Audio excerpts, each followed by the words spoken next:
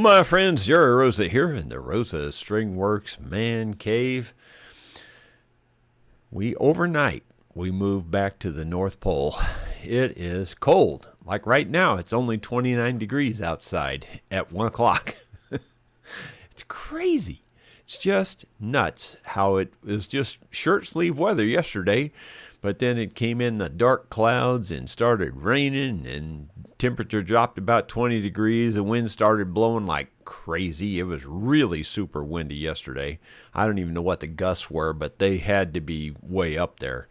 And yeah, then it went down to 22 overnight, but we're back up to 29 now, which is still 3 degrees below the freezing temperature of water. Crazy. I got a lot to cover today, and I'll start off by covering a date. So mark your calendars if you're interested in doing some jamming.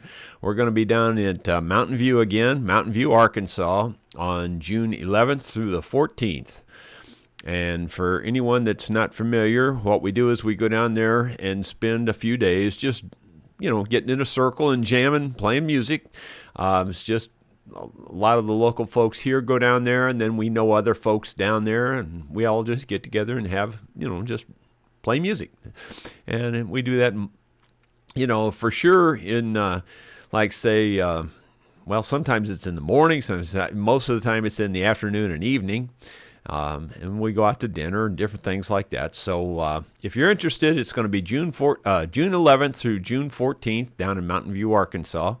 And if you want more details, you can just email me at rosastringworks@gmail.com. Don't expect an immediate answer. I'm really slow on checking emails these days. But I'll get back to you. Since we last talked on Friday evening, we went to the jam session at the Ozark Highland Christian Church, and Cash was there, and pretty much the whole crew that you typically see on these videos here was all there. And we had, a good time. And Cash sang a song, and Beverly sang a song, and I sang a song, and we got it on video, and we'll show you that video here in just a few minutes. When I got back from the jam, I went and tested the lights on the gas pump, and I'll show you that result here in a minute too in a video. And I've got several videos to show you today. In fact, I forget how many. Is it 5? I think 5 videos, and then I got a couple of photos too. I thought you'd find interesting. Well, then let's see. About Saturday night, I went to sleep early. I went to sleep about 9 o'clock Saturday night. Woke up at midnight with a screaming pain, and I had another dang kidney stone. And I tried my Rosa maneuver, and that didn't do it this time, unfortunately. It does it most of the time. It doesn't do it every time. If the stone's big enough, my maneuver won't pass it on through, at least not quickly. And so that hit me about midnight, and so I have the extra prescription drugs that the kidney doctor gave me, so I went ahead and took the first couple of those, and the big heavy-duty painkiller, I decided, and I asked Grok about which ones of these things I should take, and anyway, it recommended holding off on the heavy-duty painkiller until I absolutely couldn't stand it. Well, about an hour later, I absolutely couldn't stand it. So I took the extra painkiller. I'm walking the floor from midnight. I kept trying my maneuver, hoping that would get it to pass.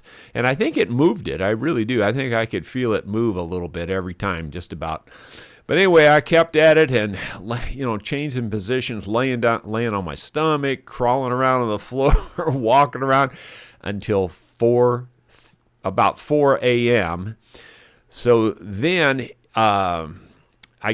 it seemed like it eased up for just a second or two. It seemed like it would ease just a little bit. And I thought, maybe it's okay. So I sat down in my chair, relieved to get a little relief.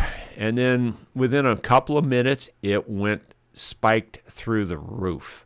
It hurt so bad it caused me to vomit. I went in, just threw. I didn't have much in my stomach anyway, but I threw whatever I had all the way up. And then I did my maneuver again and laid on my stomach a while and just tried anything I could to get it to move. And about 30 minutes later, it passed. Oh, you have no idea how good it feels when it goes away. It's just like, you hit your thumb with a hammer.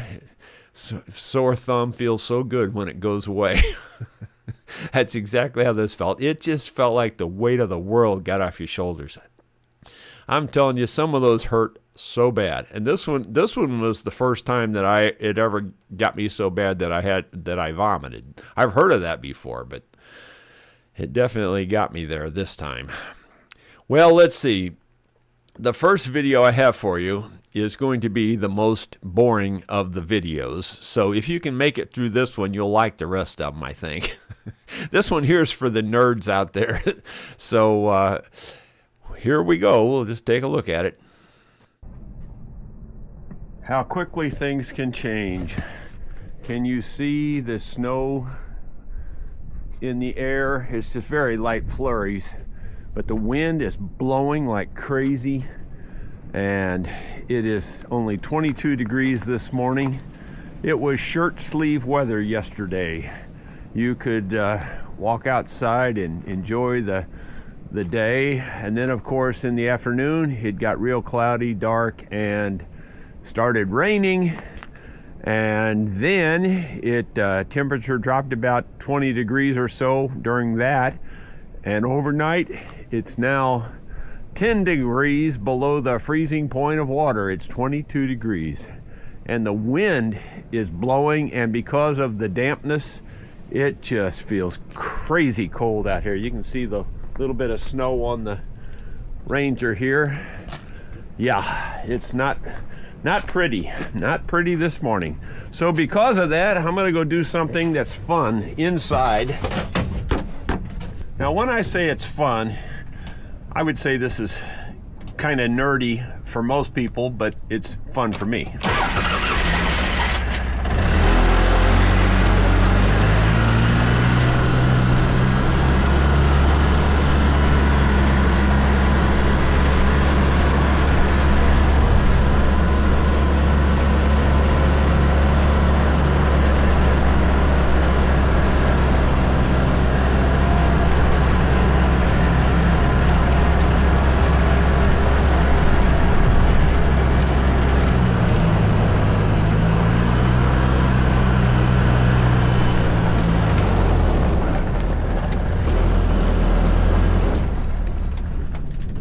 Whew, I gotta get inside because it's freezing out here. Oh my gosh. It's crazy cold. It feels, 22 is cold enough, but it feels even colder because of the wind and the humidity. Oh, and the shop is such a mess. The shop is just a horrendous mess. Haven't had time to get in here and clean anything up with all the projects I've been doing. Anyway, what am I going to do today? Well, probably make more mess. I'm going to write down numbers from this thing. This is my metal detector. This is my Manicore. And I have not taken the time to check out the numbers that different things create or indicate. I don't even know the right terminology. But what I'm going to do in layman's terms is I'm going to go through all my Civil War finds and write down the numbers for each kind of thing. And then that way, when this thing pops up numbers, when I'm finding something in the ground, I'll have an indication of whether it's worth digging or not in terms of Civil War stuff. I really want to find more Civil War stuff, and I haven't found any Civil War stuff in a while, and it's crazy. I changed metal detectors, and honestly, I don't think I've found a single Civil War thing with this Manicore. And I know it's perfectly capable of finding it, and it may just be that I got lucky and found it all early. I don't know, but I just haven't found any more, and maybe writing down these numbers will help me a little bit. Okay, the furnace is running, so sorry about the background noise, but you can watch these this screen here, and you'll watch these numbers pop up, and that's what I'm going to write down. I'm going to write down what the item is, and I'm going to write down the number. So the first thing I'm going to do is a 69 caliber mini ball. And let's just see what the number is on that. Here it is. This is the 69 caliber mini ball that I found. Now this one was a fired one, obviously, but here we go. So let's see what the number is.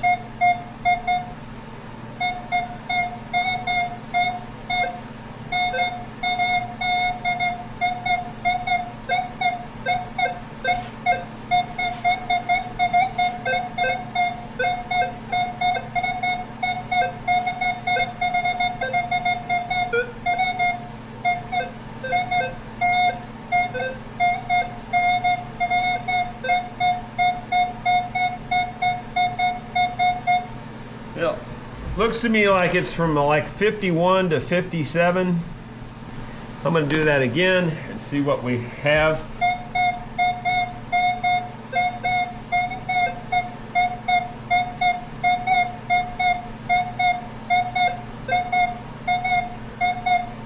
At least in the consistency range, it's kind of in the middle there. So I'm going to put the range down on each one of these things, realizing that the middle is kind of where it's at. That's the problem with this kind of technology. It's not exact. It's just in the ballpark. And I'm going to pick out a 58 caliber, same thing. Well, here's what the 58 caliber mini ball looks like. This one was probably a drop. It probably wasn't fired.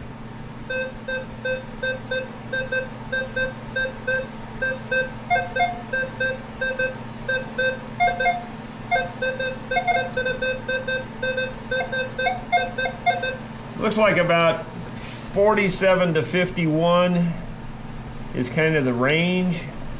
I'm calling this a Sharps. I don't really know what the name of this bullet is without looking it up again. I've forgotten, but I'm just going to call it a Sharps just to distinguish it from the mini ball. It's probably should be about the same number as the 58 caliber.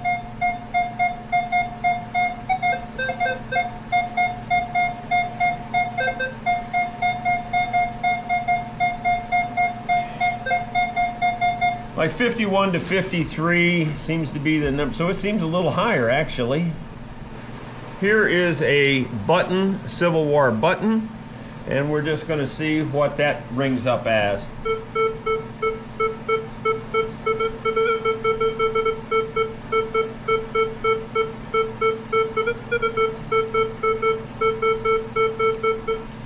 We're going to call that a 27. This is a Fitch Van Vecht 58 caliber bullet. It's a rim fire, so I'm going to see what that works out to.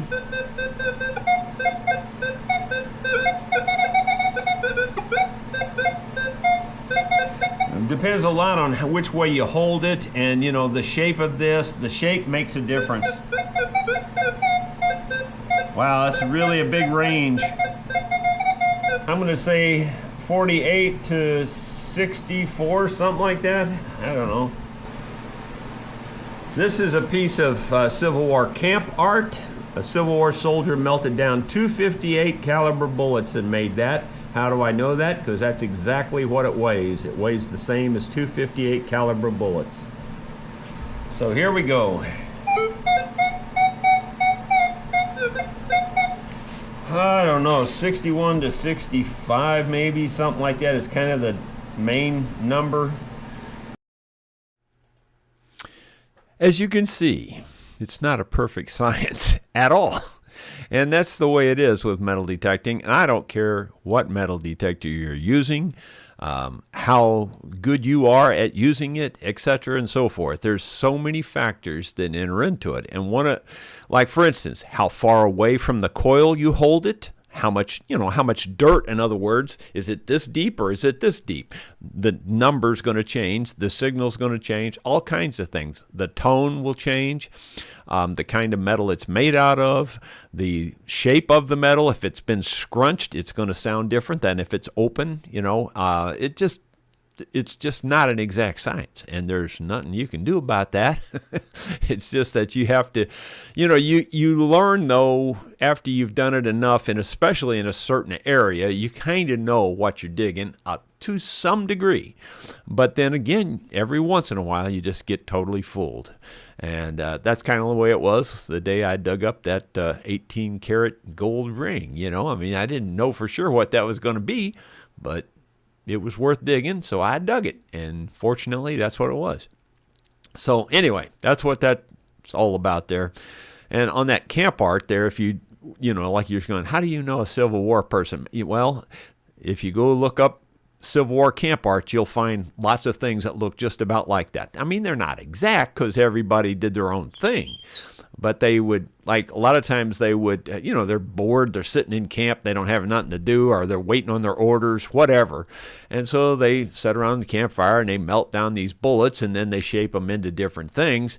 And one of the things they would do is they would take a stick or something, and a blunt stick, and poke a kind of a depression in the dirt, and then maybe inside that depression they would make some kind of a design like the star, and then they would melt down those bullets and pour them in there. And then when the lead cooled, well, they could take it out of there, see? And if you look at that star that I had there close enough, you'll notice that you could tell it was poured right into the dirt, because you can see the grain of the dirt and sand in the casting there. So anyway, we know that that's what it is. So I just, without question at all. Moving on to the next thing, here's a little bit more about some firewood. This is kind of short, so you won't have to suffer long. Well, my friends, I've started attacking this pile, but it's way bigger than even I thought. This one pile here is huge, but there's yet another pile behind it. Then there's a bunch of logs back behind that. And you can see I got one full Ranger load, and my intention is to go back and get another one, but of course the saw's decided it doesn't want to cut today, so I'm going to get a different chain and try it again. Yeah, that was a struggle getting that all cut, but anyway, wish me luck. A lot to this. Well, here we go.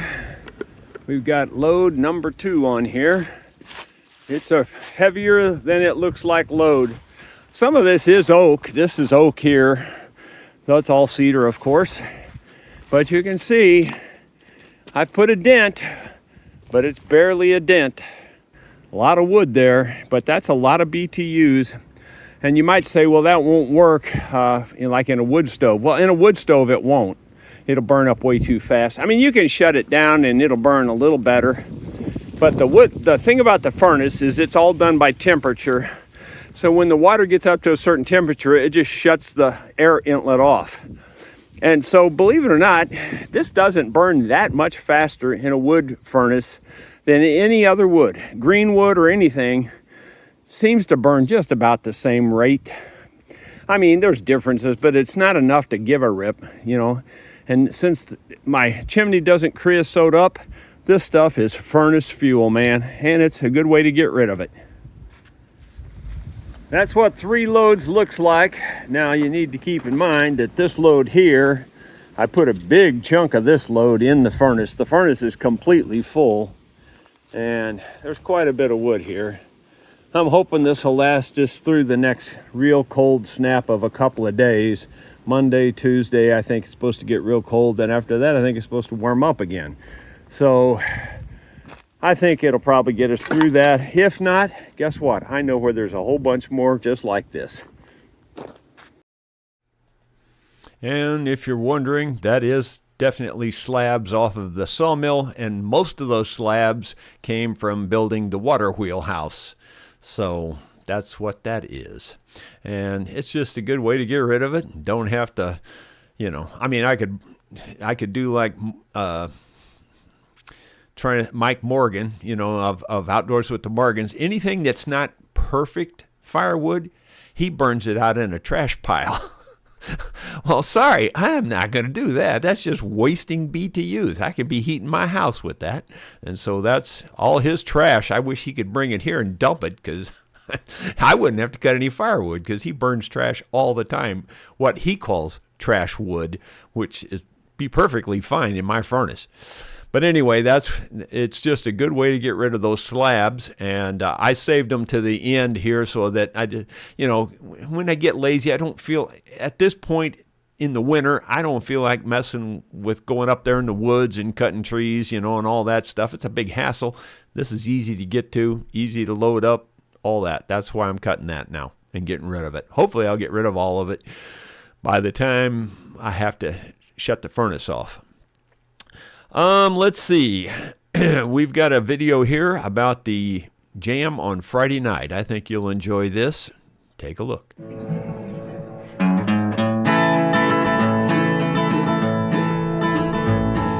walks through the corn leading down to the river.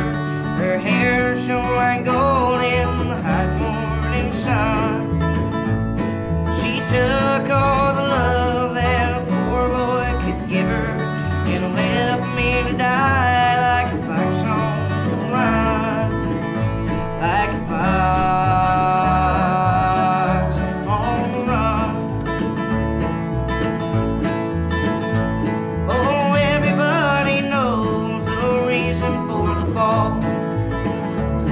When a woman tempts a man in paradise's hall. This woman tempted me, then took me for a ride. But like a lonely fox, I need a place to hide. She walks through the corn leading down to the river. Her hair shone like gold in the hot morning sun. She took all the love that a poor boy could give her and left me to die like a fox on the run, like a fox on the run.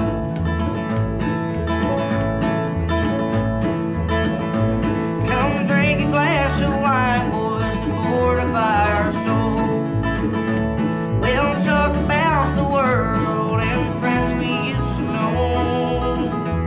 I see a string of girls who put me on the floor. The game is nearly over, the hounds are at my door. She walks through the corn leading down to the river. Her hair shone like gold in the hot morning sun. She took all the love that a poor boy could give her and left me to die like a fox on the run, like a fox on the run. It's like a fox on the run.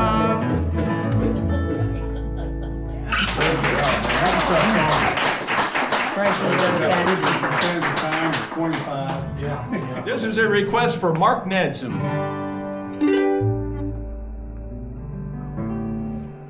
Hold up. Okay. As usual, Cash is holding up the show. Here we go. A woman in the Bible days, her last meal almost gone. God sent Elijah to make his word known. He said, woman, don't you worry, for God sent me today. Before you even ask him, help was on the way. So just hold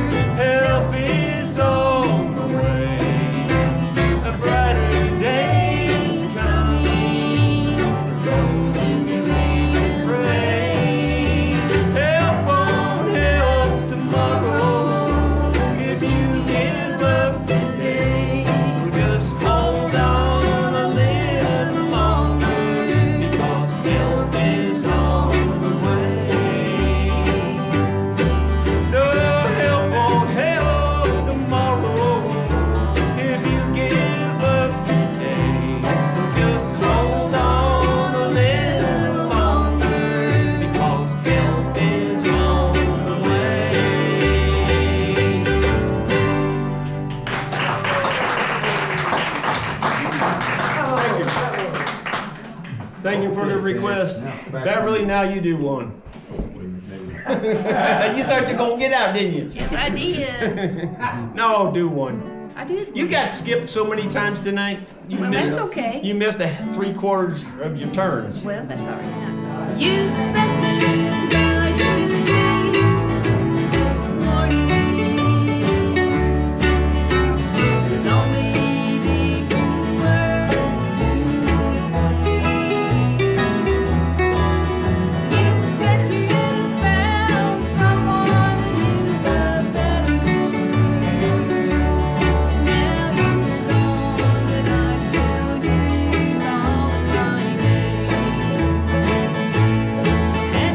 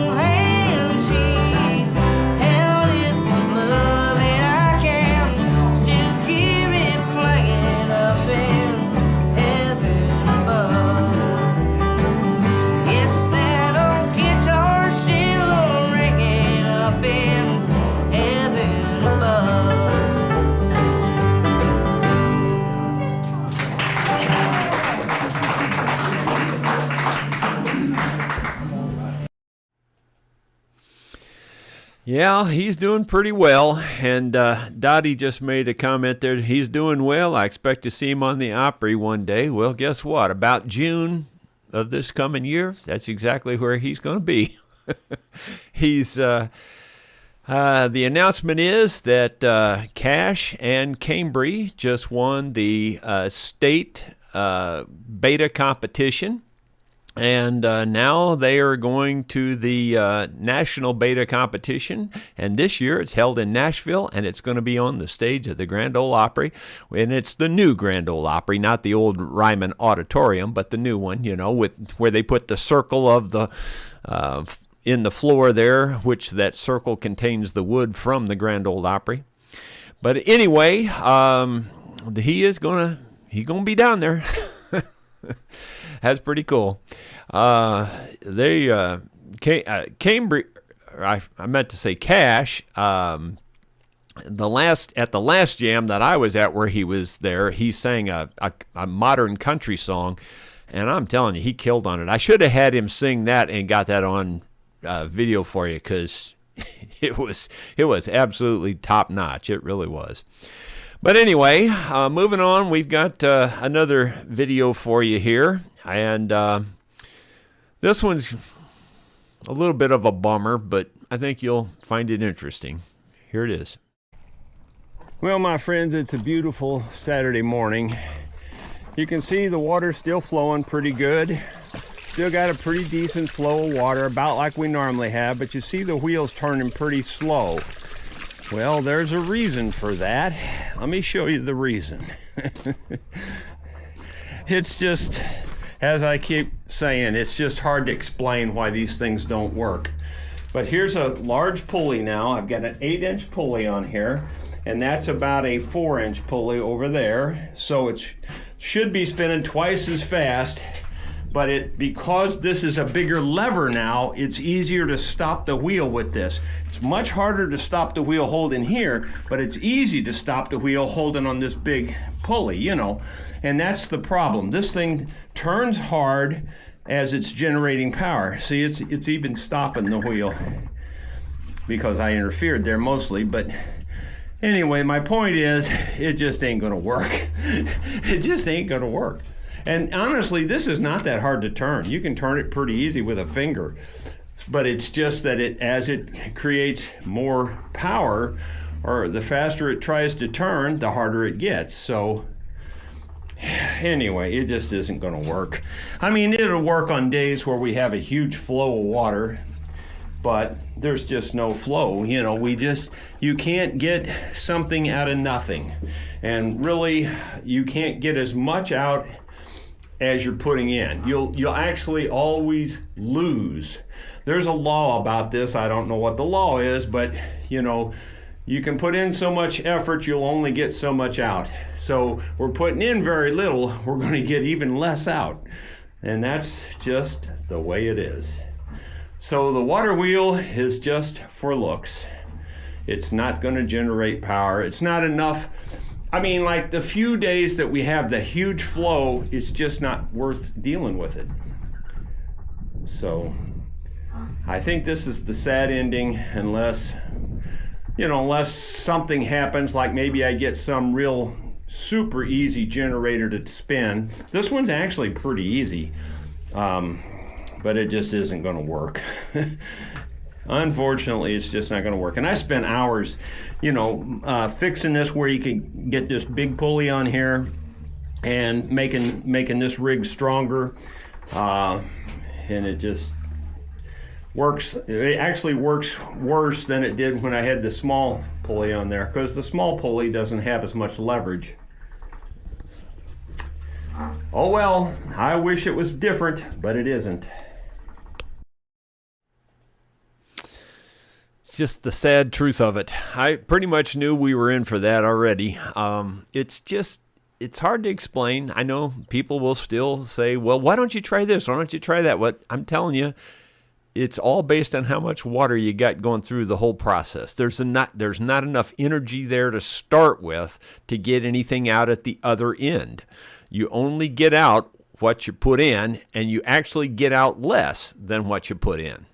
So It's just kind of the way it is. I wish nobody wishes more than me that I could get some power out of this thing, but you can't. It's just not enough flow. Now, if you had enough water, like say the whole volume of the whole creek, if you could channel all of that into something, you might get a little bit of power out of that, but not this little spring. It just ain't big enough. I wish it was different, but it's not. All right, so here is what happened right after the jam Friday night when I got home, and then into Saturday night, actually. So here you go.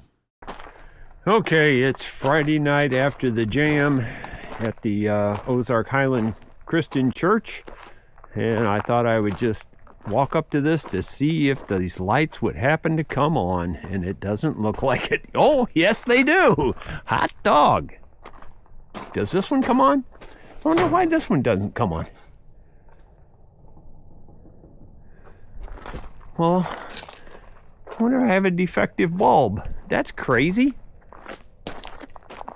That is so weird. That's my typical luck right there. You know, we had a 50-50 chance, and now we only got 75% of it. Or we got 50% of my 50-50 chance. That's weird. Why didn't that one work? We know it's got power because we plugged that other light bulb in. In fact, I'm going to check that right now. I'll have to get a light bulb, but I'm going to check it because that ain't right.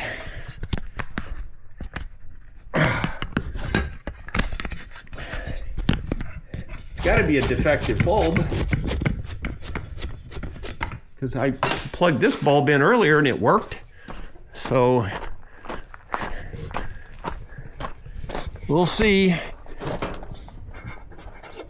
That sucks. Just my typical luck. You guys don't believe me, but someday you will. See? It's just the bulb, and it's a brand new bulb, and it don't work. So there you go. I'm gonna go ahead and screw it back in just in case something happens different here. Nope, nothing. I just can't believe my luck. Well, I'm also going to put a bulb in the globe up on top, and I'm going to have a switch on it where you can turn it on. Well, that's it. At least we have one of them working. Now I'll have to just trade that bulb in and get a different one. Well, my friends, it's pitch black dark. You can't see a thing, or at least I can't. I'm walking over toward the gas pump, and I'm going to open up the access here, and I'm going to flip the switch, and those lights are flashing because they're motion lights. Now they're staying on, and looky there, this is what it looks like. I don't think I could be any happier with that. Now the motion lights went off. Let's see if I come up here and wave around, maybe keep them on that way. Come down here and let you see it from this side. Yeah, I'm real pleased with the way it turned out. You can see I got a light mounted up in the globe up on top also today.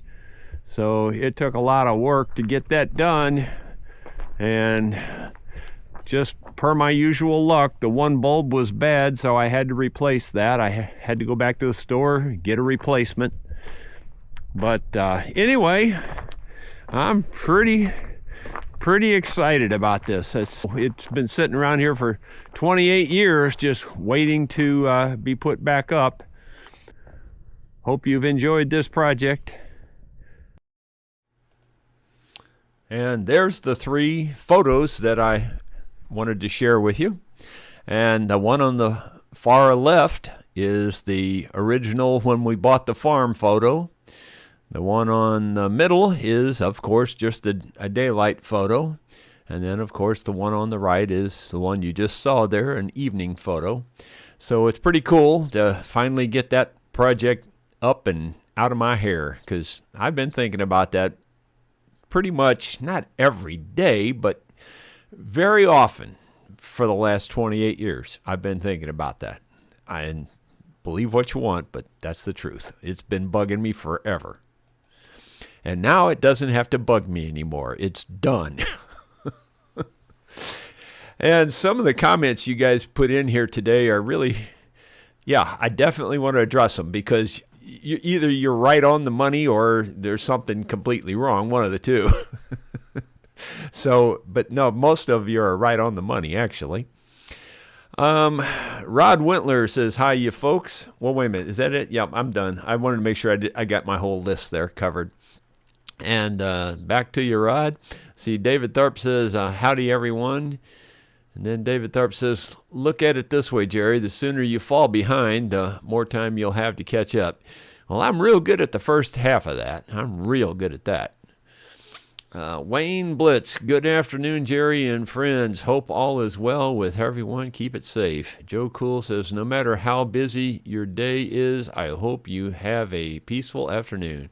Well, thank you. I hope it warms up. It really looks nice out there right now. The sun's just shining. It looks wonderful out there. Let me see what the temperature is currently. It's 30 degrees. That means it's still 2 degrees below freezing. Bummer. Let's see. Ronald B5M says, good afternoon, Jerry, and all. Hope your day and families are all doing well. Keep the faith and smile, and may God bless you all. Well, thank you, and back to you. Then Ronald Todd says, good afternoon, Jerry, and everyone from the West Banks in New Jersey. David Tharp says, we've all seen a refrigerator run, a microwave, and a kitchen sink, but I just saw a toilet bowl. It was striking. You are a sick pup. That's all I can say. Dottie says, hello, everyone. And then Dottie's praying for us all. Thank you, Dottie. David Tharp, she's talking to David there. Let's see, moving on. A lot of private conversations. David Tharp says, a word to the wise isn't necessary. It's the stupid ones that need it. Boy, howdy to that. That's a mouthful right there. You said a whole mouthful right there. Dottie says, hit the like button. It costs nothing and helps the channel, and I appreciate it if you would do that. Bill Webb says, Bill Mumbo's there. Hi, you folks. Bill Webb says, good afternoon. And David Tharp says, a termite walked into a tavern and sat down. He asked, is the bartender here? And let's see. Bill Mumbo says, Jerry, are you going to have some nice, healthy green vegetables to celebrate I can't talk. St. Patrick's Day? No. That's the answer to that one. No. And then David Tharp says, a pair of jumper cables going to a tavern. The bartender said, I'll serve you, but don't start anything. Bo Harn says, hoping to see you there at Mountain View in June. Well, good, Bo. Hope you make it down there. Kim Z says, hello from Arizona. Simon says, hi, guys, soaking wet here in southwest of Scotland. Well, why don't you dry off, bud? Just dry it off. I'm telling you. Is it cold soaking wet? Because that's even worse. Tom Armstrong says, bought a Washburn acoustic on Reverb and thought it was nice until I looked inside with a mirror. Had a dark fuzzy mold all over the bridge plate, so I sent it back. Would hide glue cause this? Don't know for sure. I don't know. I've seen mold inside guitars before. So I don't know. I guess I'm just different or something, because mold doesn't bother me at all. I just take something and wipe it off, like alcohol or something, and it's gone. See ya. I don't know. It just doesn't faze me. I don't even care if there's mold. I don't know.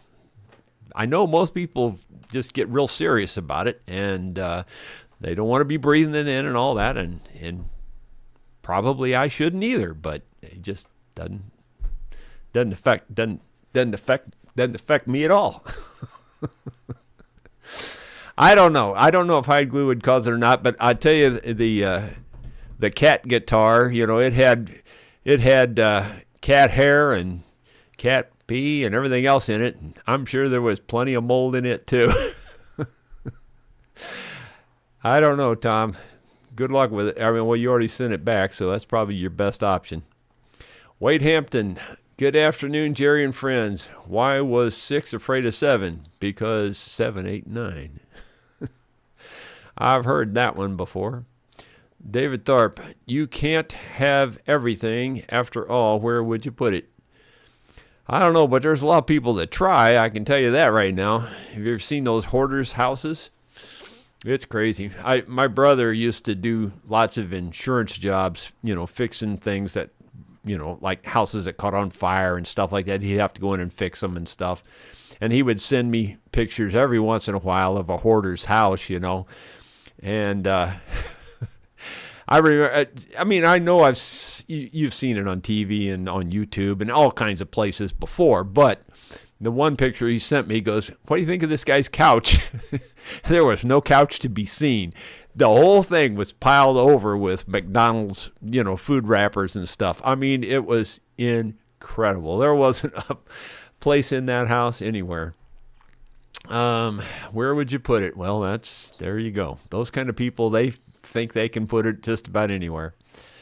Richard Herbranson, if you wave your bare hand under the metal detector, does it register a number? Does your hand have any effect? No, it won't register anything unless you're wearing a ring or something, or have a wristwatch on or something like that. But no, it won't do anything. Now, if you had like maybe a pin in your hand from, a broken bone or something, it would register that, but just your normal skin and stuff doesn't seem to affect it at all.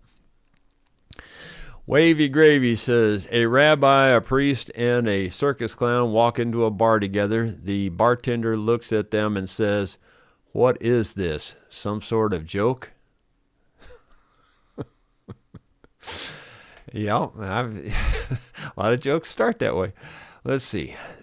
Empress John, I have had 3 sueys for brain abscess, have terrific migraines. If I wait until I just can't take the pain, it takes much longer for them to take effect and for me to get rid. Yeah, definitely. And that's what I was thinking about with the kidney stone too. But,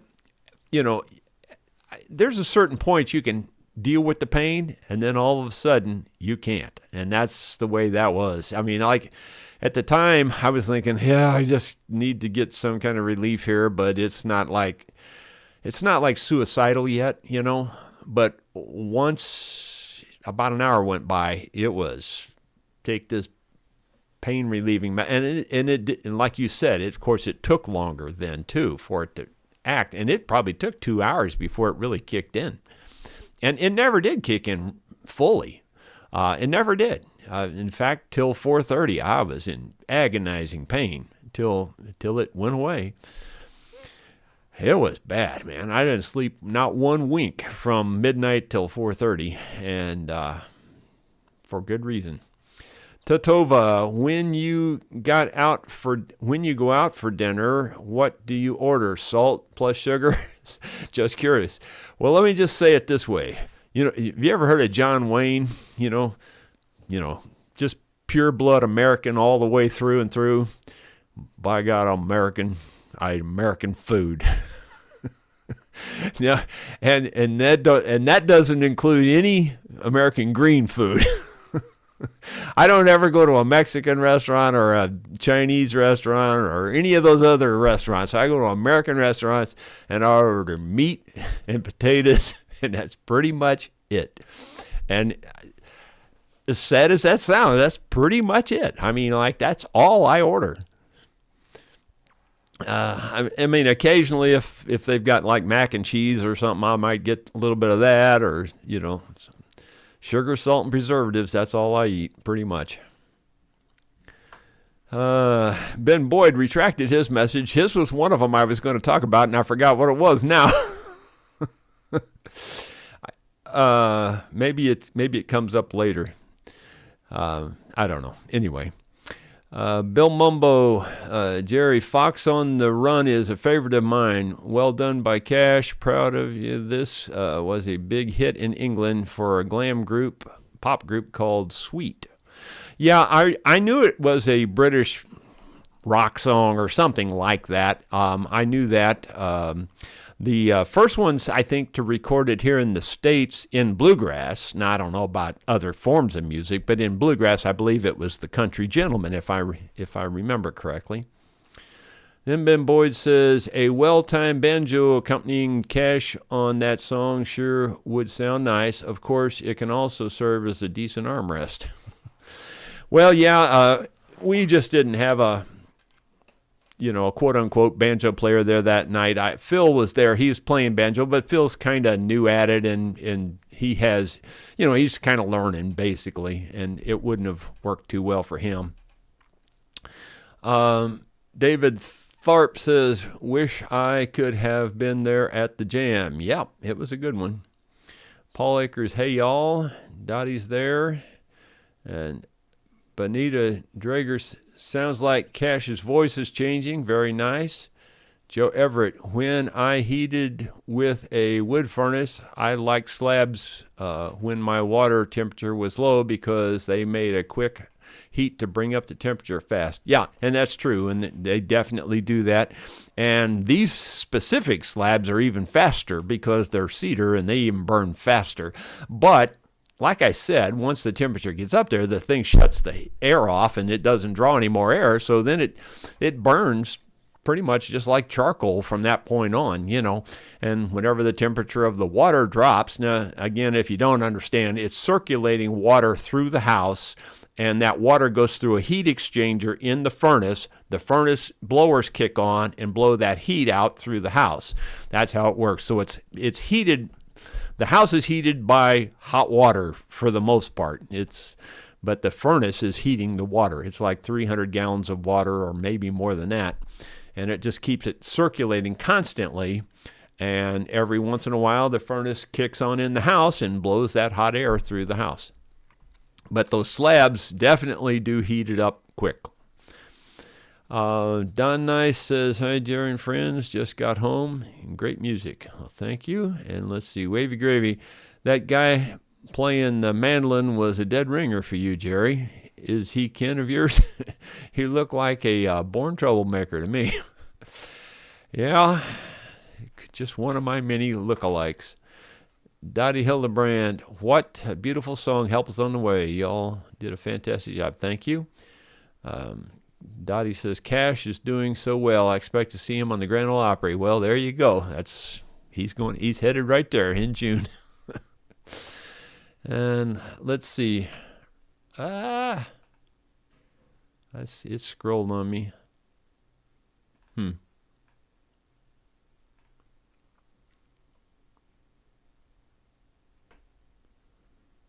Yep, there it is. Okay, Ronald Todd says, who were the other players with the group? Banjo lady and next.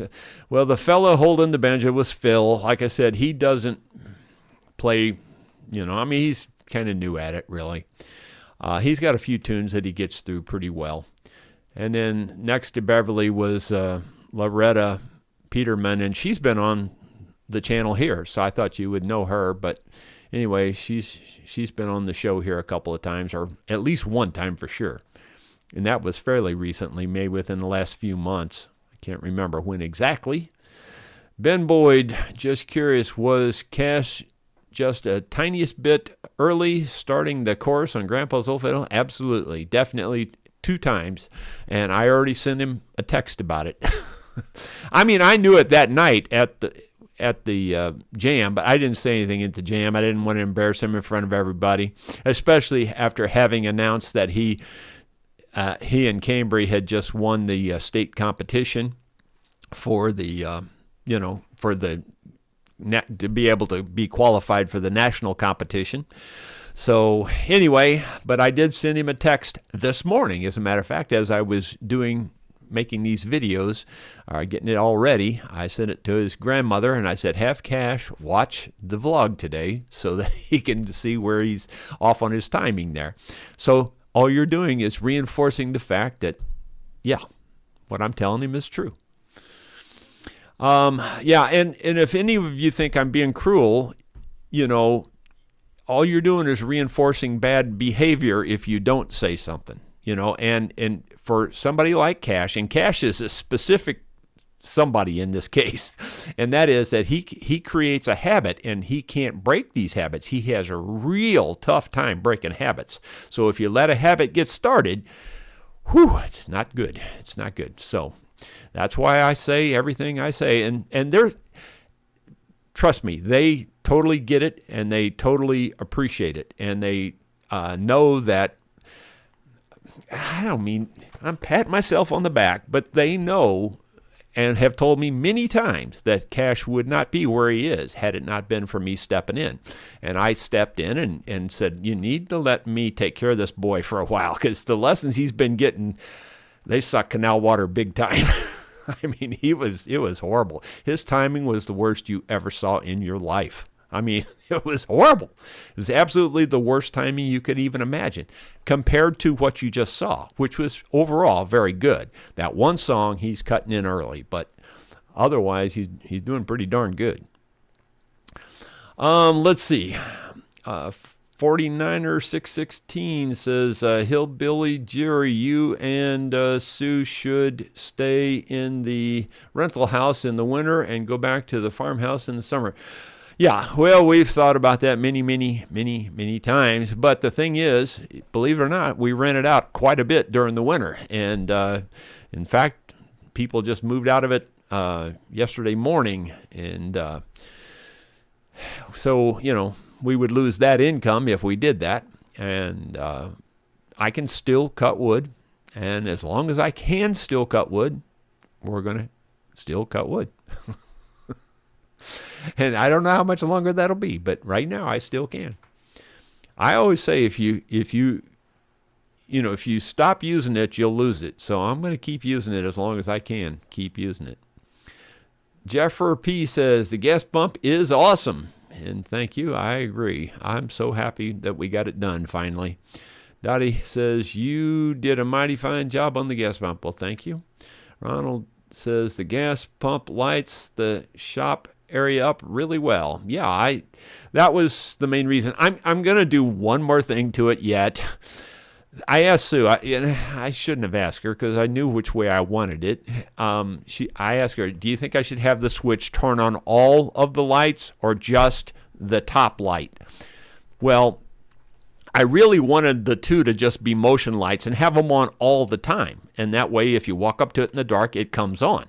Now, you would still have to flip the switch to turn the top one on, because the top one can't be a motion light because it's enclosed inside the globe, So there's nothing you can do about it. And I don't want it on 24/7, so I want a switch on the top light. Well, she wanted me to put the switch on all three. Well, that's kind of awkward, because now you got to walk up in the dark, turn it on, and then, So anyway, I'm going to go back and do one more wiring change, and I'm just going to have the top light be in the switch, and the other two lights are going to be, just on the regular motion. Does that make any sense? I hope it does. That thing just zoomed in on me. You saw it do it. How did it do that?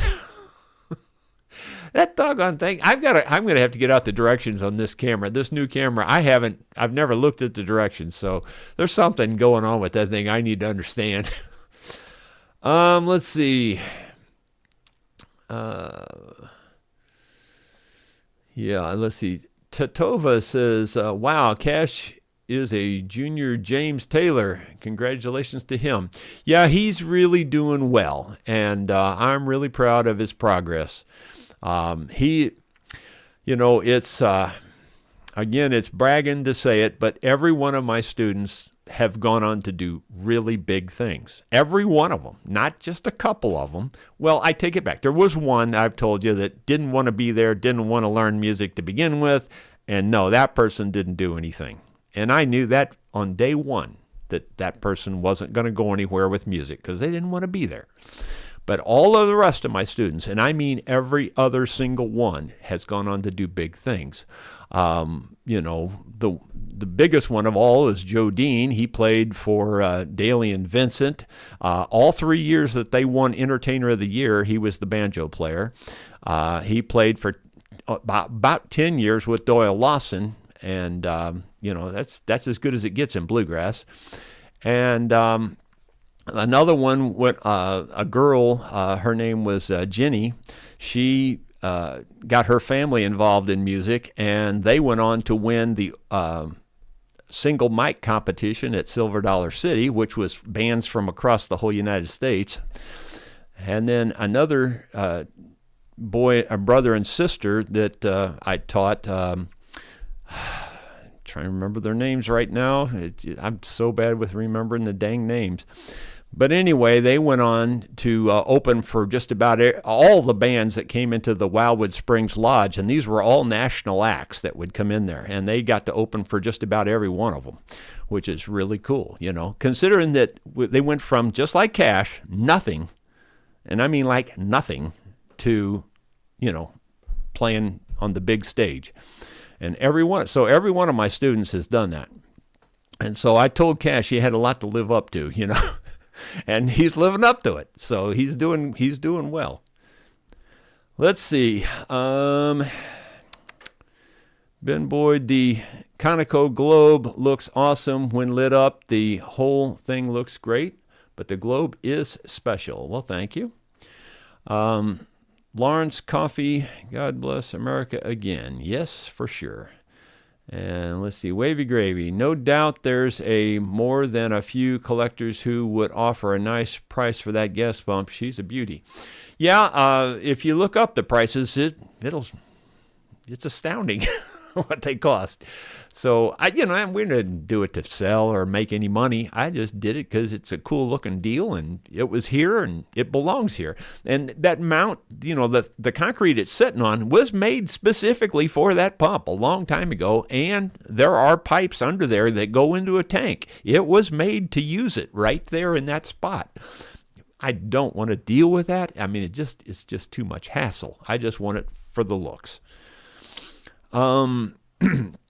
Rod Wentler, Jerry, when you check your email, you will find a picture of a pump just like yours in the 1930s on Route 66. Cool.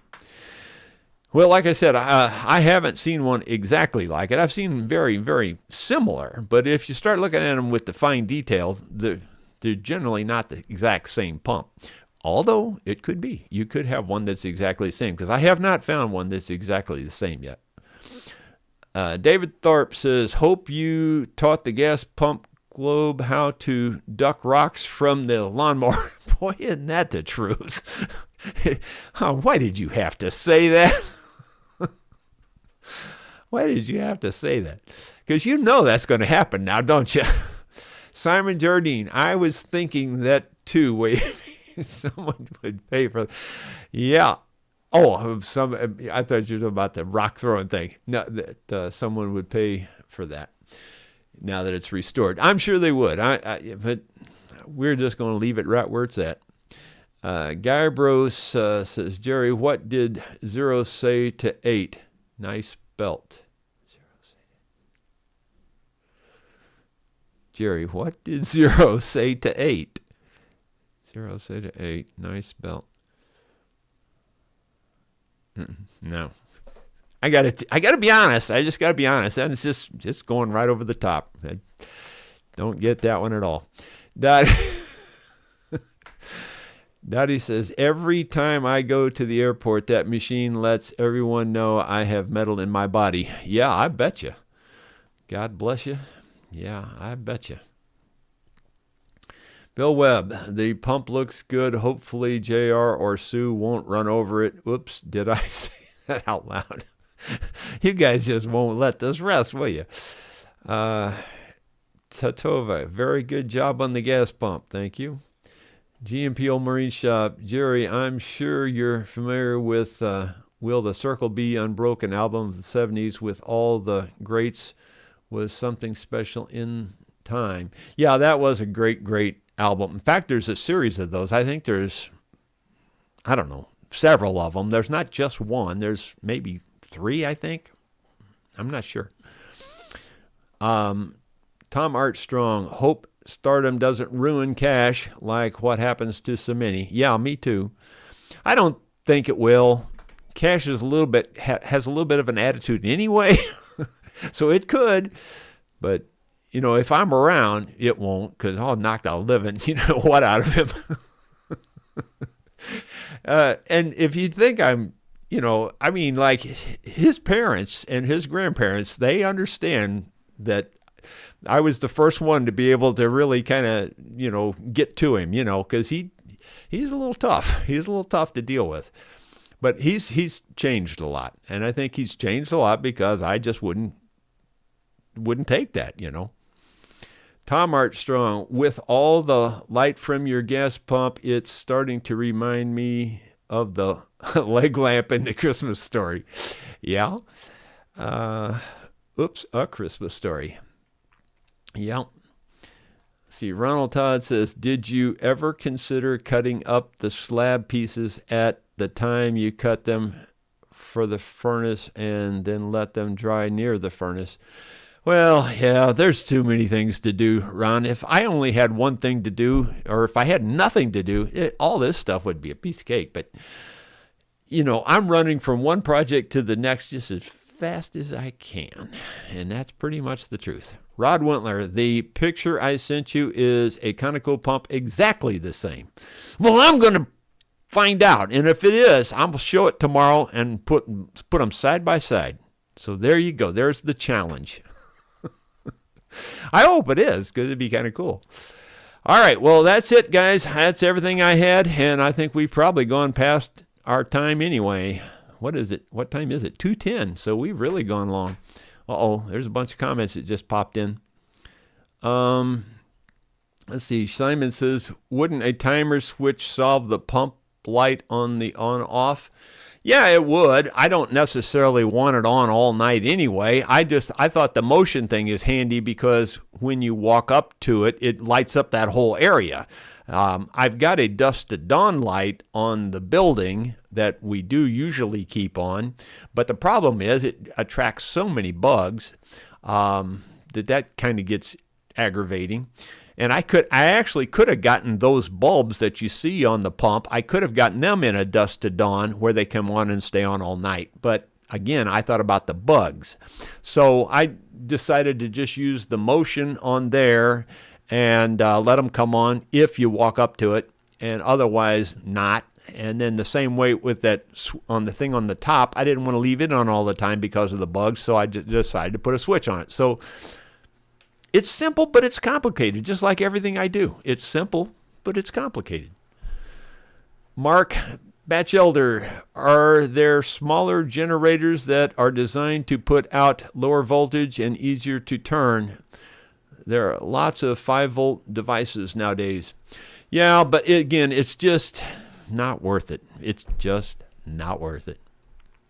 Wavy Gravy, I always thought it was pronounced Conoco, or, well, everybody pronounces it different, but at least in the hillbillies that I've been around, everybody calls it Conoco.